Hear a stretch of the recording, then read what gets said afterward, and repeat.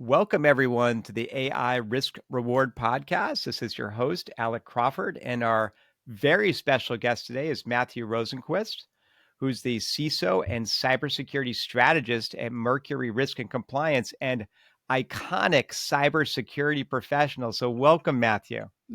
My pleasure to be here.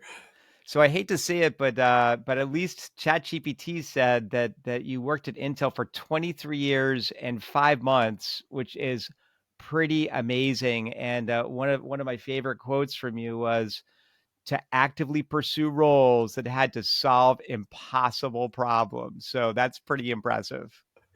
And back in the day, Intel was a perfect landscape to find all of those impossible problems.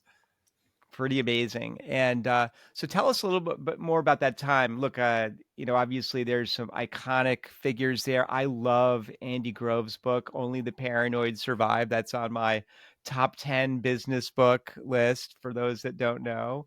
So give us some stories. Well, Andy was incredible. He was also maniacal. He was very ruthless from a business perspective. And if you've read his book, you kind of understand why. He had that mindset, that A-type personality, that top tier A-type personality. And he brought and cultured in an organization that were full of A-type personality go-getters. Let's go make it happen. And he was very, very clear on expectations and in a way very ruthless in that manner. But he was also very creative and understanding when you're trying to achieve something so difficult or what people say is impossible. You have to leverage all the resources. You have to bring in the best minds. You have to motivate them. And in some cases, you kind of got to kick them in the backside a little bit, right? And I can remember him coming into a meeting and there were some new executives and whatnot in there. And, everybody wanted to give their title. And he stopped them after the first couple of people and said, listen, when we come into a conference room to solve a real problem, I don't care what your title is. That does not matter. The only thing that matters is the people with the best ideas that are going to get us from where we are now to what we need to accomplish. And if that's the lowest grade person in the room, that's who we're going to listen to. So don't worry about giving your titles. It's a waste of everyone's time. Let's dive in and fix this problem. And I Wow, thought that sounds it was amazing. awesome. And that set a lot of the culture back in the day. Wow, that is amazing. I mean, it sounds a little bit like Steve Jobs, a little like, pretty harsh boss, but get things done, right? He definitely got stuff done. And obviously a visionary, and we all miss him. It Yes. kind of reminds me, you mentioned Sun Tzu, The Art of War, which I think is also a really cool book. So pitch our listeners on that book and how it applies to their job and their role and why you like it so much. Well, this particular tome is infamous within the industry and even throughout history, right? Written by a famous Chinese general Sun Tzu, and really one of the first kind of writings that articulated strategy when it came to dealing with intelligent adversaries. In his case, it had to deal with other feudal lords and whatnot in warfare, physical warfare, trying to harm somebody. And so he painted the picture that you needed to understand several different elements. You needed to understand yourself, right? What are your capabilities? What are your limitations? What are you good at? Things of that sort. He said, the other thing you need to understand is who is your adversary? What are their strengths, weaknesses? What are their go-to plans, right? What are their capabilities? How are they going to maneuver? And then the third thing he said is you have to understand the battleground, right? Where are you going to have this conflict? Because that makes a big difference. And he covered a few other things, but those three principles, right, when dealing with intelligent adversaries, and cybersecurity is, and so is business, right? If you're going to compete in a highly competitive field, you have to worry about those smart competitors out there who may be bigger and stronger than you, who may have more resources than you. The same kind of tactics and understanding definitely apply. And even more so in cybersecurity, where we are dealing with intelligent adversaries who may be smarter than us, who may have more resources than us, right? Who may even know our environment better than we do. And yet we have to continually adapt and find ways to win.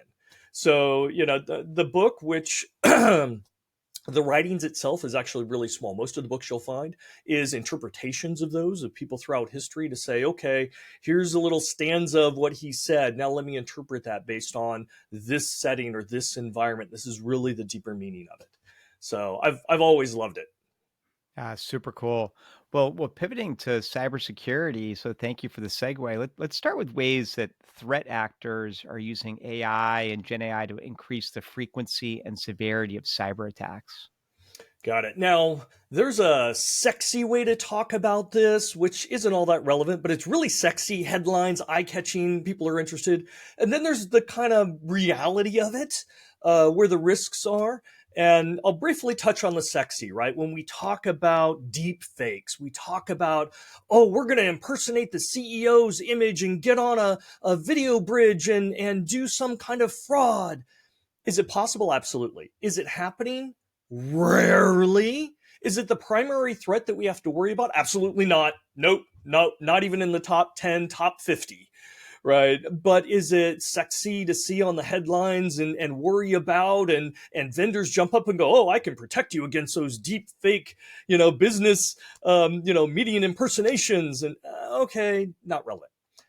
The real area where we see AI is attackers realize it's a tool. It's a really good tool at many different areas, and they're leveraging it to do what they currently do. So, for example, social engineering, phishing is one piece of that.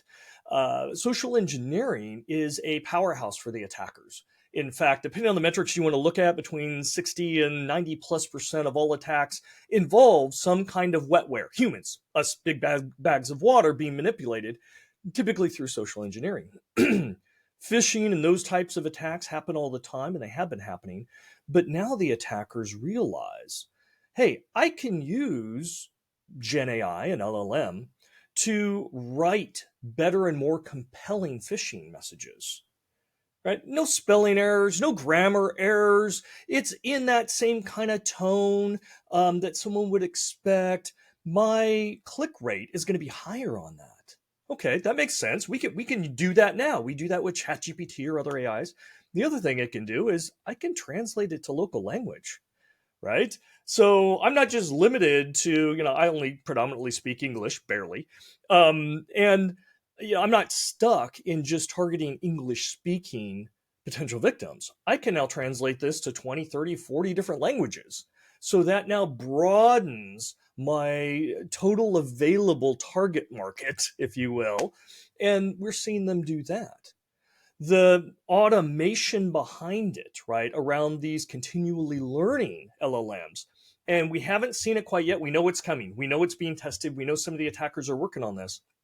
But if I send you a phishing email and you don't click it, right, I may be able to track if you opened it or if you didn't open it. If you opened it, how long you looked at it before you decided not to click it, right?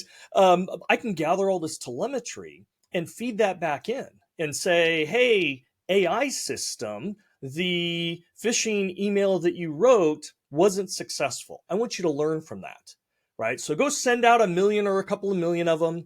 Take a look at which ones failed and which ones succeeded and iterate. Create a new version of that phishing to make it more effective, right? And now continually do it. I just set the automatic to let it go off and do this, and it will get progressively better very, very quickly. And we know the step after that. The step after that is to do exactly that, but to customize it for each individual target, to where it would look up your LinkedIn, your Facebook, your MySpace, whatever you have. We're old. You may have a MySpace account. Who knows? Your AOL account. But, pull data using open source information and customize that. Send you those phishing attacks. And when you ignore it or don't click it or look at it for a few seconds and delete it or mark it as spam, it learns and then recreates it specifically for you And maybe next time it sends it from your kid's email, it spoofs your kid's email account, right? Or realizes who your boss is and what projects everyone's working on and changes the headline to be relevant to that. But it's targeting specifically Alec, right? Wow. That's coming. So, That yes. sounds pretty scary. And we were talking about cybersecurity insurance earlier, and it's just how they're kind of missing the risk. They're just like, yeah, they do a survey, whatever. They're not doing a lot of investigation, and they charge you some money, and they don't really understand what the risk profile is of a company.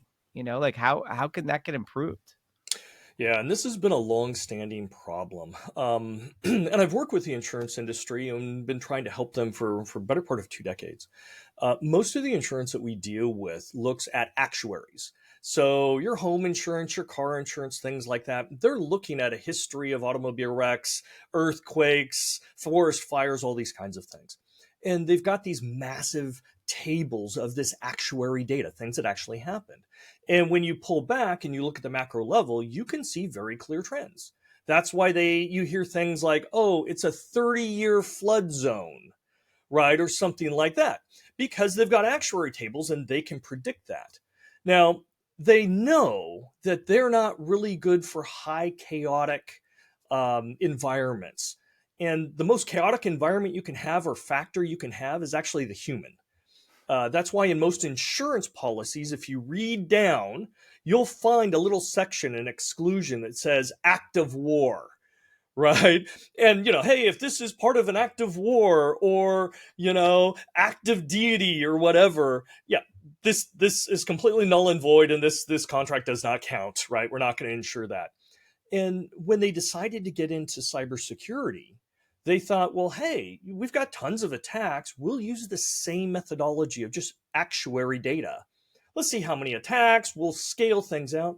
What they didn't account for is the vast amount of ambiguity and sheer chaos. Those numbers over any length of time, decent length of time, simply don't hold true. It becomes a parabolic curve, and they use actuaries in a linear fashion, so the math simply wasn't going to work out.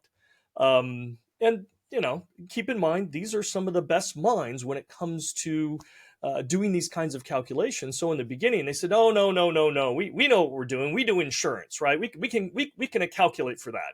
And they turned to their actuaries and said, you can account for that, right? Oh, absolutely, absolutely. And then they failed and failed and failed and failed. Now what we're seeing 15 years later is we're seeing some of the big insurance groups go, yeah, we really don't know how to do that. And we're going to set up a separate group, a risk analysis group, to just look at cyber risk because it is so different. Even the primary calculation, right? The primary equation that insurance uses is fundamentally different than the primary equation of risk for cybersecurity. So they're learning, they're getting there. But unfortunately, because the risks go up, the premiums are going to go up. And, we learn more, we have to deal with more. So don't expect their ability to get more accurate to lower your premiums. That's not in the books. That's not what's going to happen. They're going to get better in understanding what they should be charging to have a consistent rate of return on their investment. Yeah, that totally makes sense. And pivoting back to AI, what are the biggest risks associated with using Gen AI models in enterprise settings, particularly around data security and intellectual property?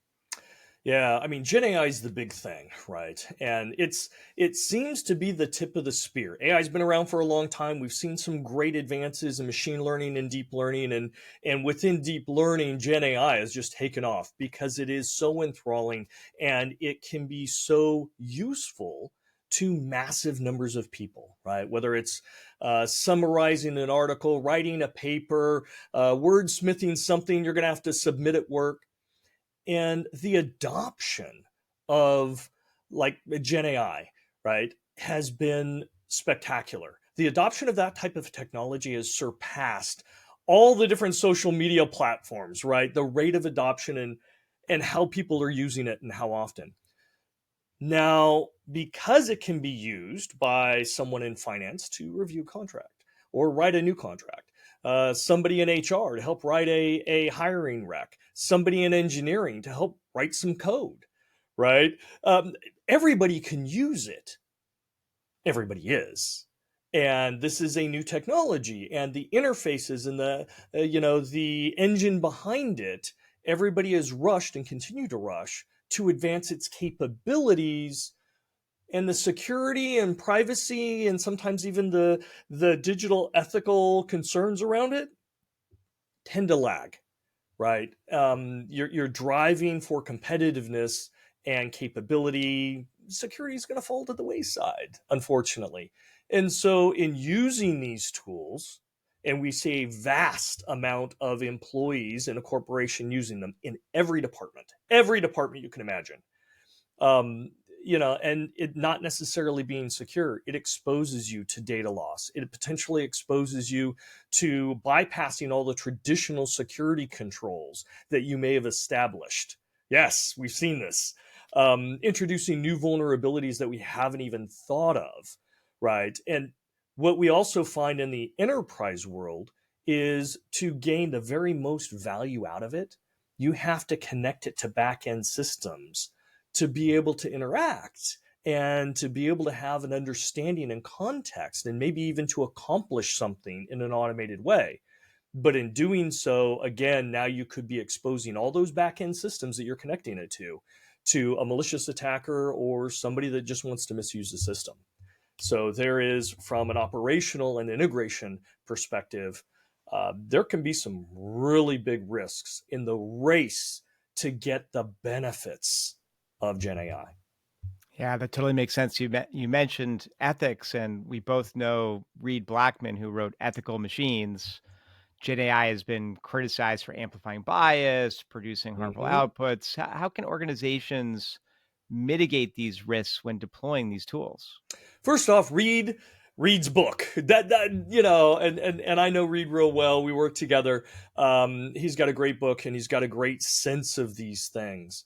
So, first off, get an expert because these can be very convoluted issues that it does take a lot of thinking, a lot of pondering, a lot of looking at the horizon going, what does this really mean, right? The greater picture.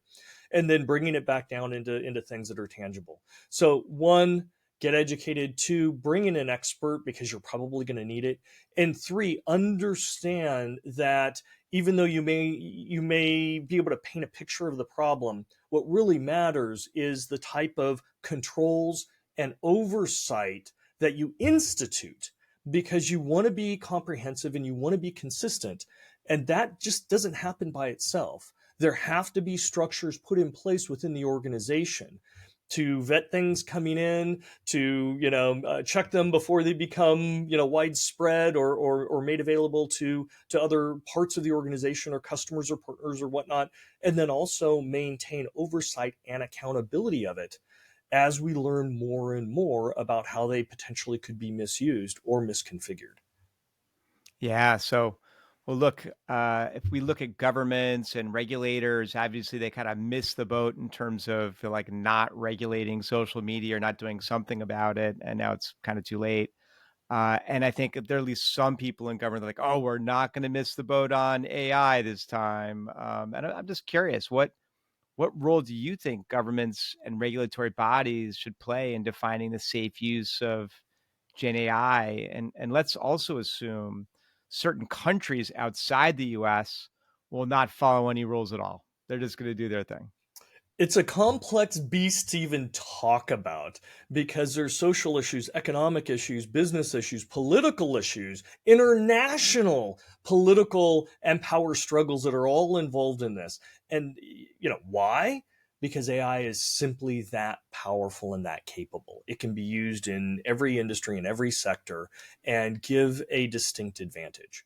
So it is a tremendously powerful tool that we are developing. It's not done. We are just at the tip of the iceberg on what AI will be able to do and how it will affect society and mankind, humankind, right, moving forward. So, yes, a lot of countries and companies and individuals want to jockey to be in the forefront of that development, implementation, ride that big, big, big technology wave. When it comes to governments, whether it's ours or EU or whatnot, a lot of their mandate is to protect the citizens, right, from harm, unnecessary harm, and that could include, criminal issues and whatnot. So they have to position themselves, but not overly so, right? They want to make sure people are reasonably safe and secure, and yet they don't want to stifle the innovation or business benefits, economic benefits, social benefits, right? And even technology leadership benefits at a nation level. They want those to move forward, but at the same time, you have to also protect your citizenry. And that is very, very difficult. Traditionally, it has been a kind of post review. When technology comes into play, like social media, for example. Okay, let's figure this out. This social media on the interwebs thing, we don't understand it yet. Okay, sure. Let's let it kind of entrench, manifest, see what kind of dangers and bad things happen. Once we can kind of confirm that, great. Now we'll move at legislative pace and start putting controls. And for very slowly evolving technology, that's okay. And for the history of our legislature, that's really been the kinds of things that they had to deal with.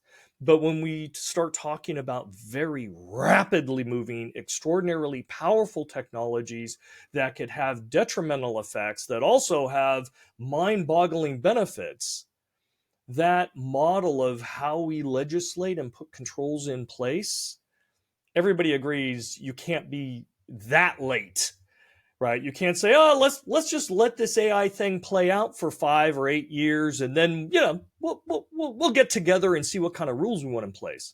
That's not going to work. So there have been some effort to be much more proactive. We've seen EU do this to say, hey, we're going to establish rules. The first set of rules, not the final set of rules, the first set of rules, which will be evolving.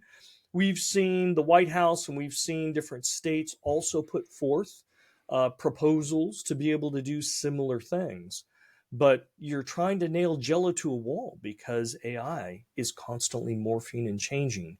And again, you're trying to protect your citizenry, but at the same time, you want to enable those great, fantastic benefits for everyone.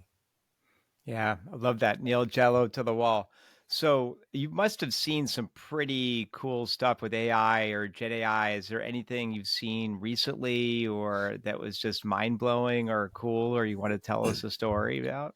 Well, what really blows my mind is how fast the iterations of these engines come out.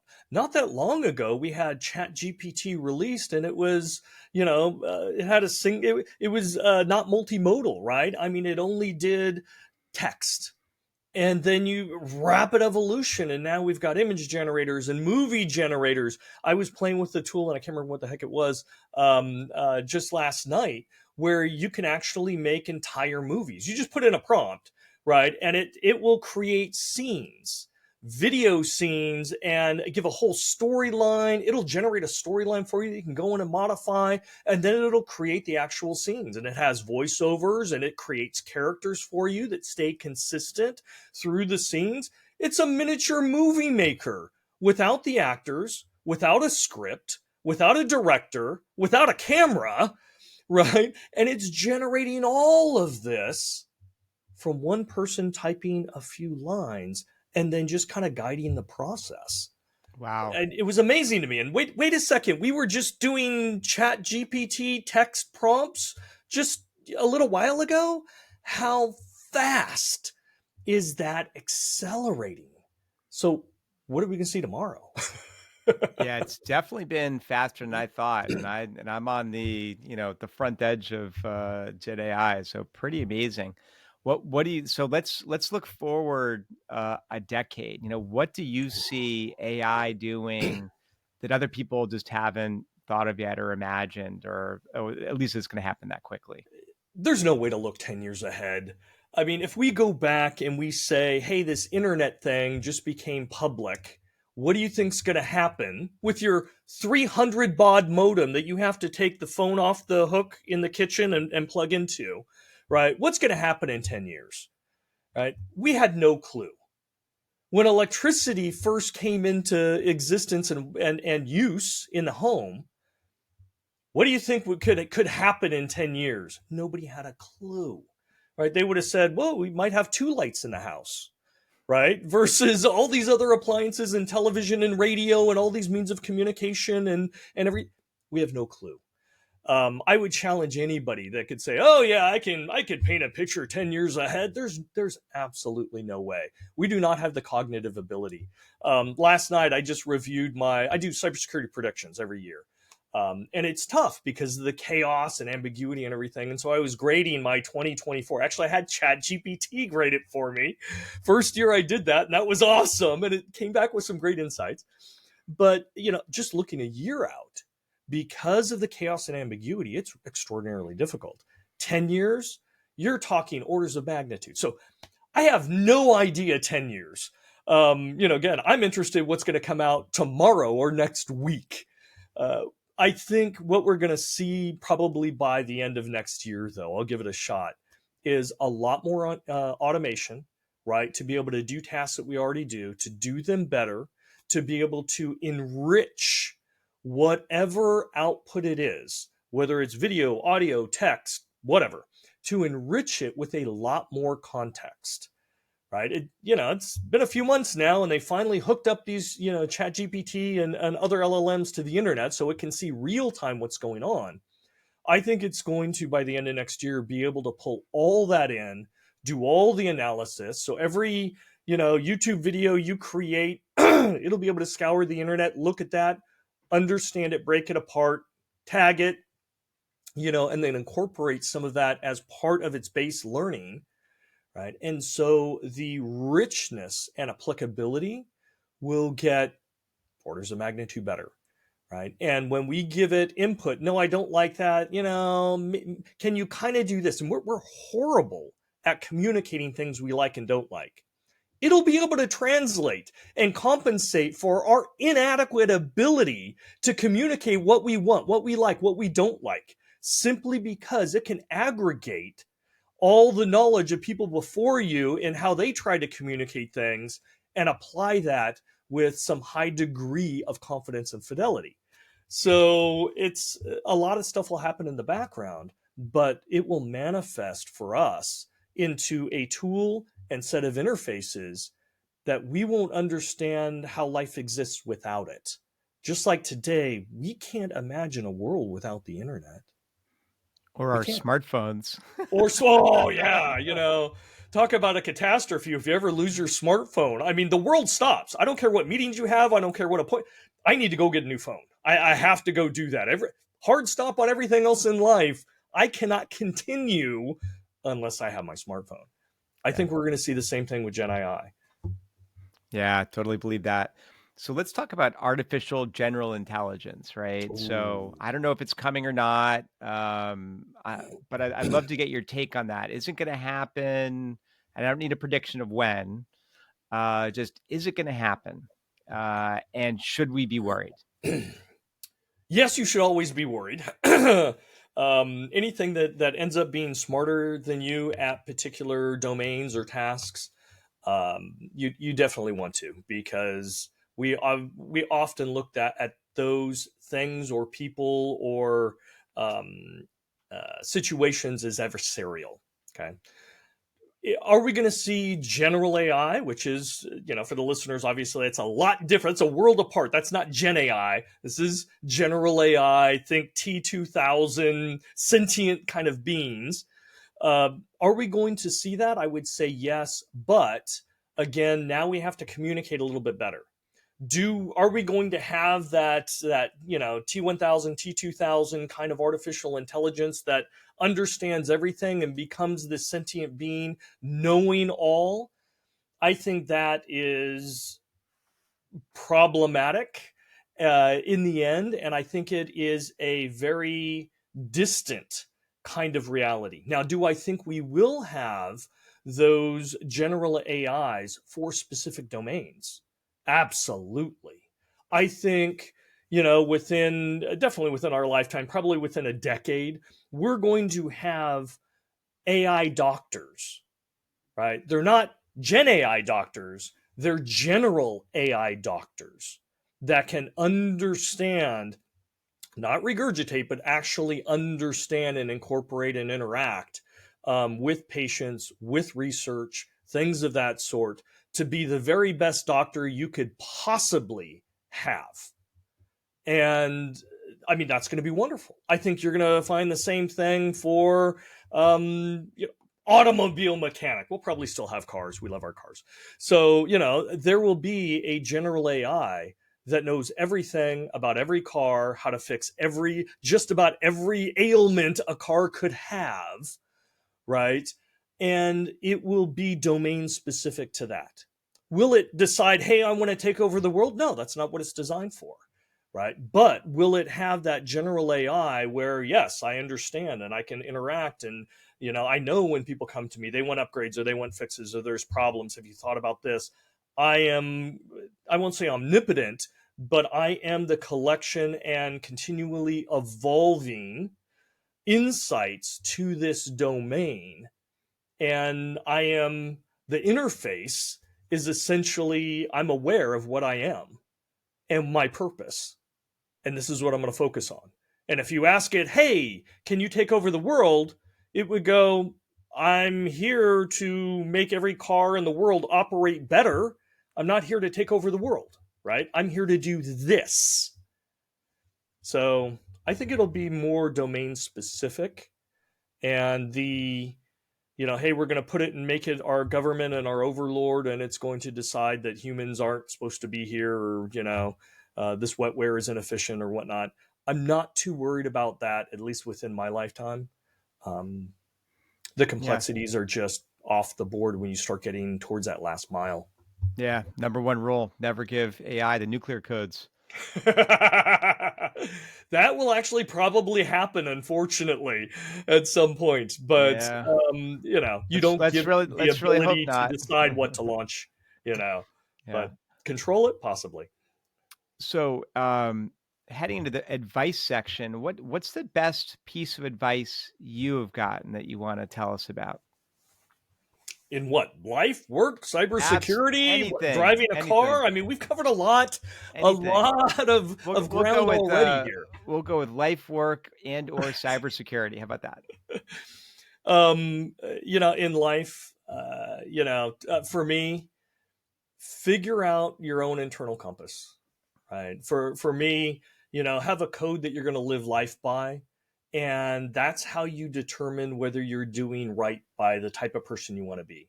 Everybody believes they're a good person. You talk to a mass murderer and they think they're a good person, right? You talk to anybody, they think they're a good person. But what are you measuring it up against, right? That's just your feeling. That's just your situation that is 100% biased. So instead, figure out, all right, what kind of person do you want to be? What would they do? What is your code? Right? Samurai had Bushido, right? They had a code that said you act a certain way, you're held to a certain standard, and this is what makes you a good person. Anything else would dishonor you, right? So, and and this goes back to ethics, right? If you just say, I'm going to be an ethical person, there's a lot of latitude there, right? There's no guardrails, right? If you get into a really tough situation, you may, you're going to bend it because that's what's warranted. Whereas if you go, I'm going to be an ethical person and these are the boundaries, I'm not going to lie, right? I'm not going to lie. I'm not going to steal. I'm not going to harm, whatever it is for you, right? And you may get into a tough situation where, yeah, I really want to lie. I'm going to hurt this person's feelings, or I'm going to do whatever. And you have that hard code. Oh, okay. I'm not going to lie, right? Because if I do, I know I am no longer the person that I want to be, right? Hard evidence. So in life, I would say that. In work, I would say continually go after that platinum ring, right? In everything that you do your best. If your name is going to be on it, if you're going to be involved, give that 110%. Go above and beyond. And when those opportunities arise, and you think, oh, I'd kind of like to do, I'm not sure. I'm not sure. Don't be your worst enemy. Put that aside. Go for it, right? Push yourself. That's how you grow. That's how you get better. And actually, that's how the world moves forward. It's not by the pensive people that go, yeah, I don't know. It's the people that go, I'm not confident I'm going to be able to do it, but I'm going to give it my best. I'm going to try. I'm going to make it work. And they jump forward. And that moves everybody forward. So don't be afraid. Awesome.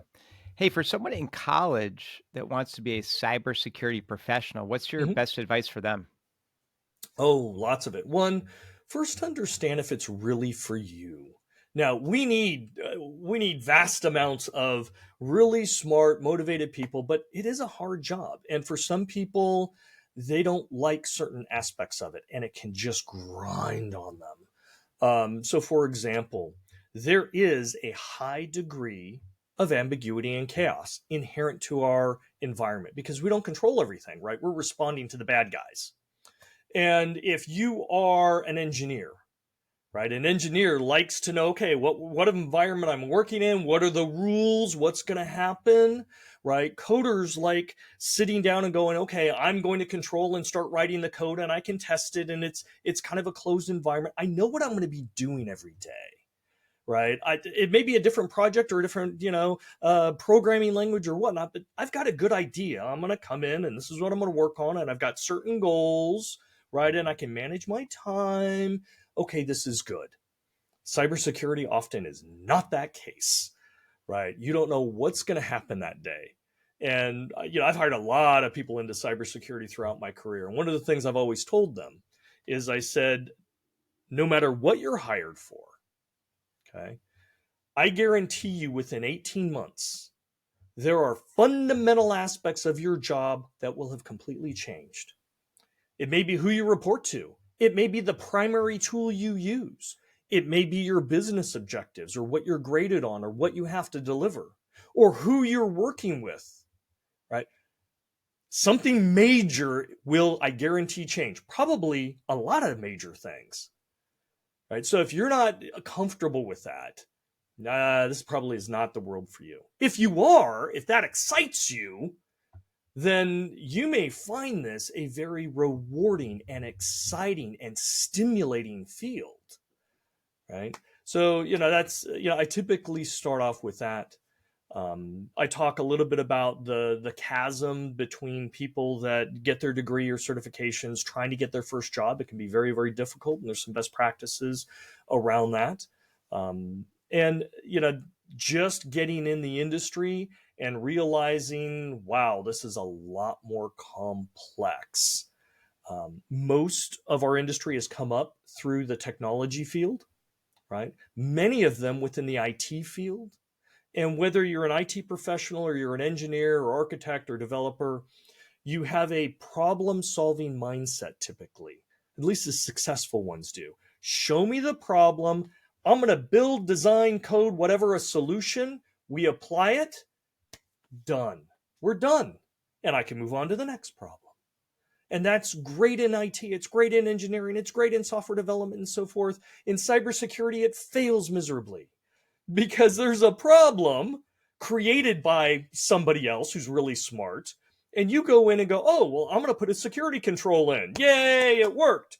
And that adversary goes, yay, he put a security control. I'm going to go over it and around it and, above it and through it and under it. Here we go.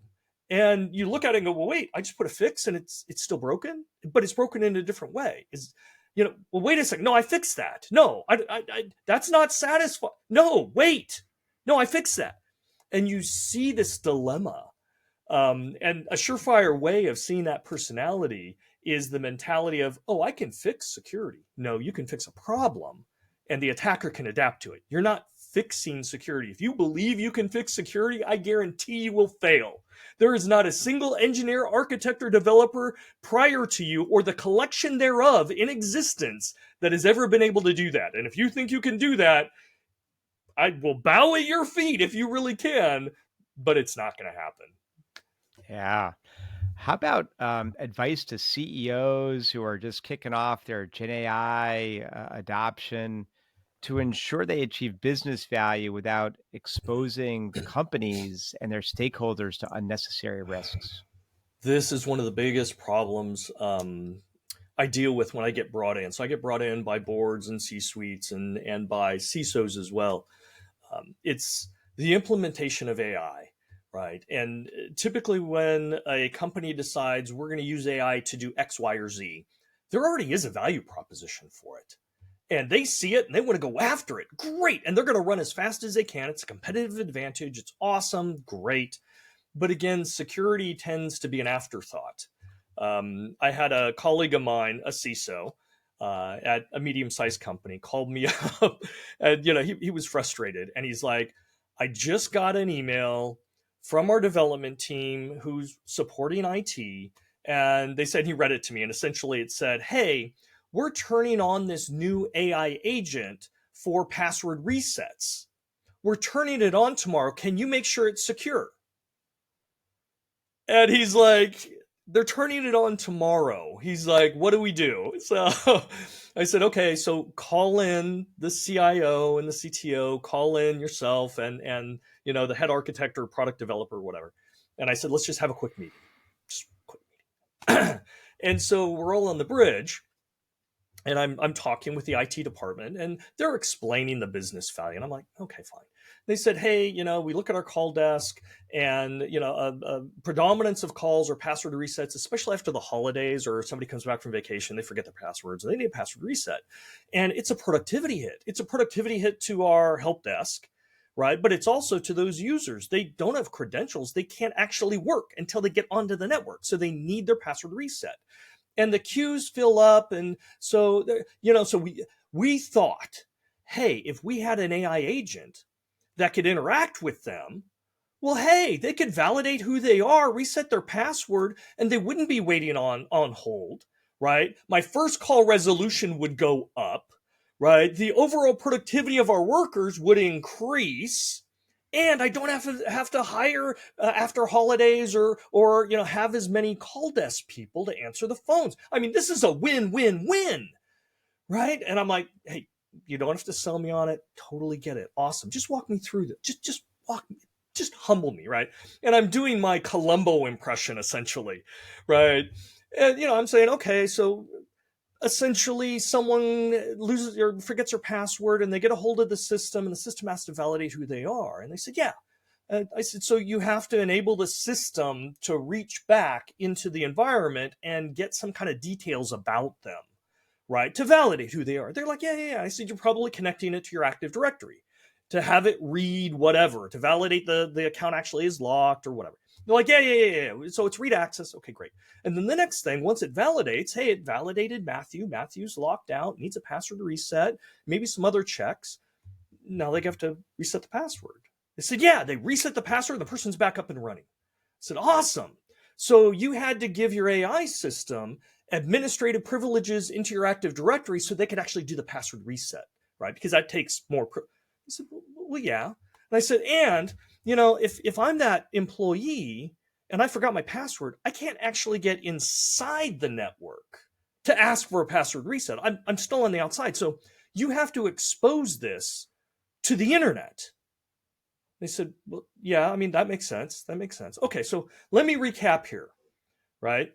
You are deploying a tool that your CISO just found out about and hasn't done any security evaluation, that has administrative access into your Active Directory that could crater your entire company, and you've exposed it to the internet. And it was just quiet. And I could hear the gears turning, right? And the CIO spoke up and he's like, "Maybe we should put this on hold until we do a proper security review." And even the product manager, you saw him sink a little bit. He got a little shorter in the video, and he's like, "Yeah, that might be a good idea." And I said, "Yeah." And I said, moving forward, it would really be great for all these wonderful, hugely valuable, new capabilities you're developing around AI to actually involve the security team. And not just for technical vulnerabilities, but also for vulnerabilities about misuse. A security engineer will get some of the technical stuff, but you also need to know how bad guys might misuse these things. And I said, just introduce them as part of the architecture, right? Architecture discussion, and keep them involved, right? And you'll have them as part of, some design reviews, and you'll have them as part of QA before final release, and they'll check everything off. And you can go as fast as, that team can move. And we want to move fast, but involve them early, not Yeah. as an afterthought. Yeah. I love And they the, all kind of nodded that would be a good idea. yeah, I love the Socratic method too. Yeah. Awesome. Well, the last part of the show is our lightning round, Ooh. where I mention something and then ask if you think it is underrated or overrated and why. Oh, So okay. I'm gonna start with zero trust architecture, underrated or overrated. Um, it's underrated for what it can do. It's overrated for what people think it can do. Ooh, love it. Hiking in California, underrated or overrated? Oh, it's underrated. California has some of the best hiking trails, whether it's at the ocean or in the Sierras, and beautiful, beautiful. You got deserts and lakes and forests, and oh yeah, underrated. Amazing. Amazing. Paying more for the best cold brew coffee, underrated or overrated? So I personally believe cold coffee is the downfall of modern society, and therefore nobody should ever have to suffer through drinking a cold cup of coffee. So I would say completely overrated. In fact, it should be outlawed. Blockchain for cybersecurity, underrated or overrated? I think it's underutilized, although the utilization of where it could be used for a significant value is much more narrow than people think or want to think. But it is underutilized where it could provide a value. The Folsom State Prison Museum, underrated or overrated? I've never been there either as a guest or occupant of that particular facility. I do have colleagues that work there as correctional officers. They have given it thumbs up. So I'm going to have to say it's underrated, but it is secondhand knowledge. I just want to make that clear. Yeah, there's got to be some there's some Johnny Cash memorabilia there apparently from that very famous concert. Yes. AI powered phishing detection tools, underrated or overrated? I think right now they're overrated, but their potential is huge. And ultimately, they're underrated as what we need them to be because they will have the capability to do it. In fact, that tool, as the attackers, it's an arms race. As the attackers use AI to generate vast amount of better phishing, we actually need a comparable tool, in this case AI, to keep pace, to detect and block and mitigate the risks of those. So it's an arms race. Teaching children chess at a young age, underrated or overrated? It's underrated. I say do that. It helps you with strategic thinking. It helps you in understanding adversary. It helps you in understanding positioning and sacrifice. There are lots of lessons in chess that open one's mind, I think. Quantum computing busting encryption in the next few years, underrated or overrated? So that's a trick question. Why would you throw that in there? Um, Computing can undermine encryption. It's all a matter of time. Given the quantum capabilities of computers, when they get to a certain error level, correction level, and qubit capability, they absolutely will be able to decrypt the types of encryption that are predominantly used right now. But the fear that the world is going to fall apart, I think, is completely overrated. I believe that there's already mechanisms in place and moving forward to, as technology is advancing, where we get towards that cliff, we will begin shifting away from those algorithms that are most susceptible to more quantum resistant ones. So there will be a window of opportunity for attackers, but it won't be the end of the world, year 2000 catastrophe kind of things. There will be outages that will happen. There will be a loss of confidentiality and integrity that will happen. But for those organizations that need to protect that, they have the tools now to move to a more quantum resistant structures. So I'm going to say it's overrated the catastrophe, but it's underrated in what it's going to be able to do. Yeah. Black hat for cyber professionals, underrated or overrated? See, now I'm going to get a whole bunch of hate mail on this one. I love how Black Hat started, grassroots. Unfortunately, some people say it's sold out to commercialism. I won't go that far, but I would say there's probably now openings for more grassroots in, engagements and conferences that was Black Hat and isn't anymore. Yeah. And finally, the TV show Columbo, overrated or underrated? Columbo is completely underrated. It is one of the best shows out there ever made. Peter Falk, but I love it just because of that, the way he portrays the character, which if you go back and read kind of how that the cast came together in the scripts, a lot of it actually is Peter Falk. He crafted that character to appear to be kind of the bumbling, I really don't know anything, but I just have one more question. And ultimately, he outmaneuvers the bad guy. And you can kind of look back and go, he was thinking about that the whole time. It's kind of like the US version of Sherlock Holmes as part of a 60s, 70s detective show. So I find it underrated. I'm not sure if the current generation would have the same appreciation. Well, what's kind of fun, obviously, is you can tell ChatGPT, play the role of Columbo, and then you could ask and answer I've never done questions. that. I'm going to do that. I am going to do that. I never thought about using that as a personality. Yes! So It'll have to search back in the archives to even understand what that is. Do you it mean Columbus? No, I meant Columbo. it will figure it out, I promise. Anyway, Matthew, thank you for coming on the show. This has been Matthew Rosenquist, CISO and cybersecurity strategist at Mercury Risk and Compliance, and obviously iconic cybersecurity professional. Awesome show. Great to have you. Absolute pleasure. Thank you for having me on your show.